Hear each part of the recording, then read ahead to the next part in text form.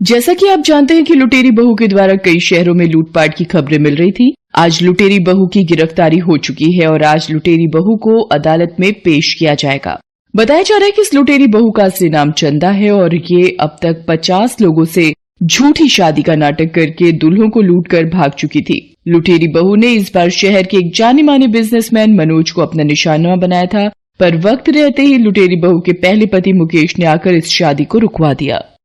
Thank you Mukesh, आज तुम्हारी वजह से मैं बर्बाद होने से बच गया। अगर तुम सही वक्त पर नहीं आते तो वो लुटेरी बहू चंदा हम सबको लूटकर चंपत हो जाती। मुकेश, मैं चंदा से 1 महीना पहले ही मिला था और उसने मुझे बेवकूफ बनाना चाहा, पर ऐन मौके पर तुमने आकर उसके झूठ का भांडा फोड़ दिया और मुझे बचा लिया। पर तुम्हें तो शादी के 2 महीने बाद चंदा की सच्चाई पता चली थी। तुम उसके जाल में आखिर कैसे फंसे? वो मनहूस दिन मुझे आज भी याद है, जिस दिन चंदा पहली बार मेरी दुकान पर आई थी। अरे रंजन, पहले ये सलवार सूट इस सामने वाली अलमारी में लगा, उसके बाद बनारसी साड़ियां और दुपट्टे एक लाइन में लगाना, ठीक है? माँ, ये दुकान अच्छी दिखाई पड़ती है, यहाँ से ही साड़ी खरीद लो। तुम्हारे पैरों में भी दर्द है और कितना चलोगी? जी आइए आइए, क्या दिखाना है मैडम? पहले 1 गिलास पानी मिलेगा। रंजन, मैडम को पानी पिलाओ। चंदा बेटी, तू मेरे लिए क्यों परेशान हो रही है? मैं तो ज्योति की शादी में कुछ भी पहन लूंगी। माँ, तुम्हारी बहन की इकलौती लड़की की शादी है, फिर भी तुम नई साड़ी नहीं पहनोगी? कैसी बातें करती हो माँ? मैं लेकर दे रही हूँ ना अपनी कमाई से। आखिर मेरी माँ तो सबसे सुंदर और अलग लगनी चाहिए। आंटी जी, आपकी बेटी बिल्कुल सही कर रही है। शादी में तो नई साड़ी खरीदनी ही चाहिए। मैं आपको बढ़िया सी साड़ी दिखाता हूँ, ये देखिए। माँ, ये वाली तुम पर बहुत जचेगी, ये ले लेते हैं। सुनिए, आप ये तैयार करवा दीजिए। फॉल और ब्लाउज के साथ कब तक तैयार हो जाएगी? जी कल शाम को आप ले लीजिएगा। और आपके लिए कुछ डिजाइनर सूट या साड़ी कुछ दिखाऊं क्या? बहुत बढ़िया कलेक्शन आया हुआ है। जी नहीं, अभी तो नहीं, फिर कभी जरूर आऊंगी लेने। मैं साड़ी कल शाम को आपसे उठा लूंगी। अगले दिन चंदा अपनी माँ की साड़ी उठाने आती है। जी, वो साड़ी तैयार हो गई? हो चुकी है, बस लड़का ब्लाउज पर प्रेस के लिए गया है। 5 मिनट में आ जाएगा, आप बैठिए। कितने साल हो गए आपकी इस दुकान को? ये दुकान पहले मेरे पापा संभालते थे, उनके जाने के बाद से ही मैंने इस दुकान की जिम्मेदारी संभाल ली। अब तो बहुत साल हो गए हैं इस दुकान को। आपके पिताजी, वो जो सामने तस्वीर है, वो आपके पिताजी की है? जी मेरे पिताजी की है। वैसे पिता को खोने का दुख मैं जानती हूँ, क्योंकि अपने पिता को मैंने बचपन में ही खो दिया था।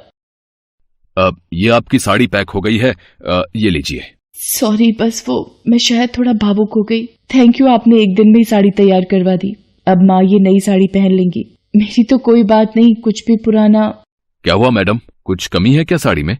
नहीं नहीं, मैं चलती हूँ, शुक्रिया। फिर उसके जाने के बाद क्या हुआ? चंदा भी अपने दिमाग से खेल रही थी। वो जानबूझकर उस दिन। मुकेश भैया, ये जो मैडम अभी आई थी अपना सामान भूल गई हैं। अरे अब कैसे उन तक पहुंचा जाए? अरे हाँ, उन्होंने अपना नंबर लिखवाया था। मैडम, हेलो मैडम, आपका कुछ सामान हमारी दुकान पर रह गया है। ओह अच्छा, इसमें तो मेरा बहुत जरूरी काम का सामान है। आप एक काम कर सकते हैं, आप शाम को मेरे घर पहुंचा सकते हैं मेरा सामान। आपकी बड़ी मेहरबानी होगी। आप मुझे अपने घर का पता दे दीजिए, मैं खुद आपको घर पर सामान दे आऊंगा। आप परेशान मत होइए। मैं शाम को चंदा के घर पहुंचा, पर मैंने देखा। माँ, तुम समझती नहीं हो, वो 1 नंबर का गुंडा है। मैं उससे शादी नहीं कर सकती। ये जरूरी तो नहीं कि हम लोग गरीब हैं, हमारे पास पैसे नहीं है उसका कर्जा चुकाने के लिए, तो मैं किसी के साथ भी शादी कर लूं। पर चंदा, हमें उसके 2 लाख रुपए अगले 2 दिन में लौटाने हैं, नहीं तो तुम्हें उससे शादी करनी ही पड़ेगी। अब ये मैडम आपका सामान जो हमारी दुकान पर रह गया था। आपका बहुत बहुत शुक्रिया। आपको हमारी वजह से इतनी परेशानी हुई। माँ की तबीयत अचानक खराब हो गई थी, तो इन्हें डॉक्टर के पास ले जाना पड़ा। बस अभी चेकअप करवाकर डॉक्टर के पास से ही आ रहे हैं। कोई बात नहीं मैडम, ये तो हमारा फर्ज है। हमारे किसी भी ग्राहक का सामान दुकान पर रह जाता है तो उसे संभाल कर रखना हमारी पूरी जिम्मेदारी है। अच्छा, मैं चलता हूँ। फिर 1-2 दिन बाद चंदा अचानक मेरी दुकान पर आई। मुकेश जी, मुझे आपकी मदद चाहिए। मैं शहर में नई हूँ और किसी को भी नहीं जानती। मेरे पास एक सोने का कंगन है, यदि इसे रखकर आप मुझे कुछ पैसे दे दें तो आपकी बड़ी मेहरबानी होगी। चंदा जी, आप घबराइए मत। आप मुझे शाम को कॉफी शॉप में मिलिए, वहीं बैठकर तसल्ली से बात करेंगे। चंदा शाम को मुझे कॉफी शॉप में मिली और अपनी परेशानी बताई। न जाने मैं उसकी बातों में कैसे आता चला गया, और फिर मैंने उसे 2 लाख रुपए दे दिए। मुझे नहीं पता उसने उन 2 लाख रुपयों का क्या किया। उसके चेहरे में इतना भोलापन था कि उससे जुड़ने से मैं अपने आप को रोक नहीं पाया। और फिर धीरे धीरे चंदा और मैं नजदीक आने लगे और फिर हम दोनों ने शादी कर ली। हम दोनों की शादी के बाद चंदा की माँ ने कहा कि वो अपने गांव जाकर रहना चाहती है और वो अपने गांव चली गई। और मेरी नासमझी देखो, मैंने ये तक नहीं पूछा कि आखिर वो किस गांव में रहती है। सभी रिश्तेदारों ने चंदा के मुंह दिखाई में रुपए और गहने दिए थे। माँ ने चंदा से कहा, चंदा बहू, ये तोहफे के जेवर और रुपए तुम अपने पास ही रखो, और ये तिजोरी की चाबियां भी। अब इस घर को तुमने ही संभालना है। माँ जी, मुझे आशीर्वाद दीजिए ताकि मैं इस घर की जिम्मेदारी बखूबी निभा सकूं। सब कुछ ठीक चल रहा था। चंदा भी उस वक्त ऐसे व्यवहार करती थी मानो कि वो कितनी अच्छी और संस्कारी पत्नी और बहू थी। हमें उस पर कभी भी शक नहीं हुआ। पर एक दिन अचानक।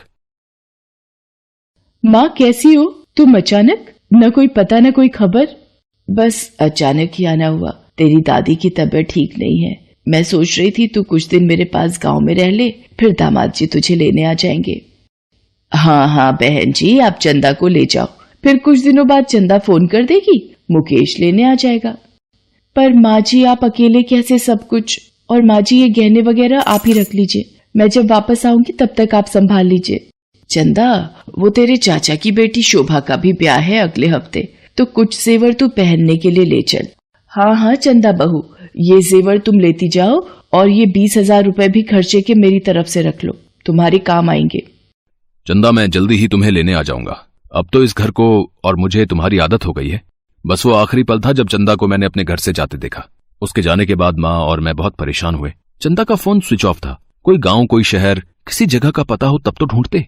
चंदा ने एक झटका और दिया। मेरी दुकान और मकान के कागज उसे तिजोरी में मिल गए थे। वो सब कुछ धोखे से बेचकर हमारा सब कुछ लूट कर ले गई, वो लुटेरी बहू।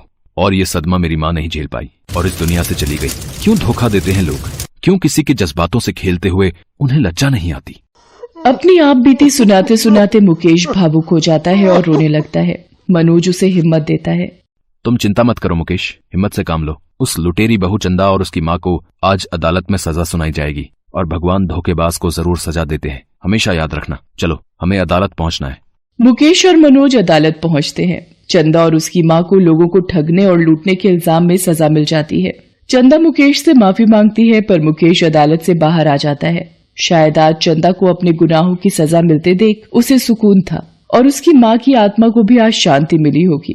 दुनिया में ऐसे बहुत से ठग रोजाना ही मुकेश और मनोज जैसे लोगों को फंसाने की फिराक में रहते हैं। उनसे सावधान रहने का एक ही उपाय है कि रिश्तों को जोड़ने से पहले व्यक्ति और उसके परिवार की पूरी जानकारी होना अति आवश्यक है।